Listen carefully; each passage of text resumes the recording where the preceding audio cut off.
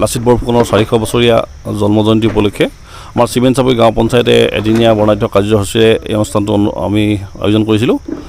আজি চিমেণ্ট চাপৰি অঞ্চলস্থ প্ৰায়সমূহ বিদ্যালয়ৰ ছাত্ৰ ছাত্ৰী অংশগ্ৰহণ আৰু শিক্ষক শিক্ষয়িত্ৰীৰ অংশগ্ৰহণে আজি অনুষ্ঠানটো সাফল্যমণ্ডিত কৰি তুলিছে বুলি আমি ক'ব পাৰোঁ এই কথাত। গতিকে মই আশা ৰাখিছোঁ অনাগত দিনত চৰকাৰৰ যি পদক্ষেপ, এই পদক্ষেপে জাতীয় বীৰজনাক বিশ্ব দৰবাৰত প্ৰতিষ্ঠা কৰিব পৰাকৈ সক্ষম হ'ব বুলি আমি বিশ্বাসী।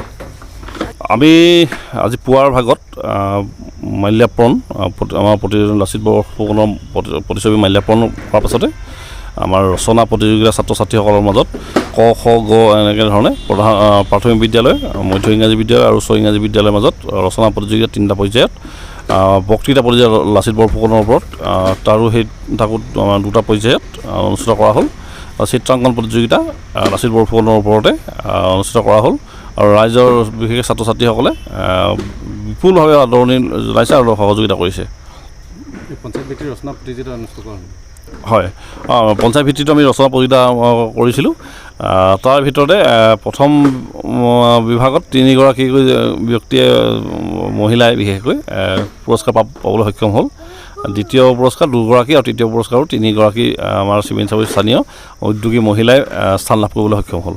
আৰু তেখেতসকলৰ আমি পঞ্চায়তৰ ফালৰ পৰা ইতিমধ্যে গাঁও সভাৰ জৰিয়তে ঘোষণা কৰি ৰাখিছিলোঁ। প্ৰথম পুৰস্কাৰ 3000, দ্বিতীয় পুৰস্কাৰ 2000 আৰু তৃতীয় পুৰস্কাৰ 1000 আজি সভাৰ জৰিয়তে তেওঁলোকক প্ৰদান কৰা হয়।